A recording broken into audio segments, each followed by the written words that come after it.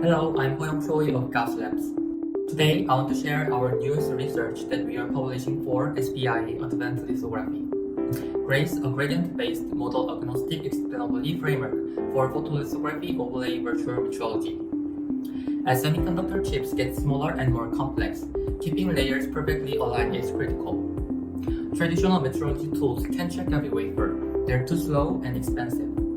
To address this, AI can predict overlay errors, which refers to the misalignment between layers during photolithography. However, it cannot explain why they happen, making it impossible to fix issues or do root cause analysis.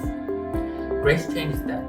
It's an explainability framework that tells you which process step caused them. GRACE identifies the source by analyzing each data separately, without needing extra training or labeled data.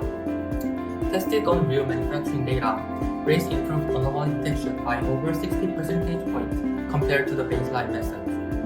It transforms AI prediction into actionable insights that engineers can use to prevent defects before they happen. Want to learn more about how GRACE connects prediction and prevention in semiconductor manufacturing? Join me at SPIE in San Jose this February to deep dive into our research. See you there!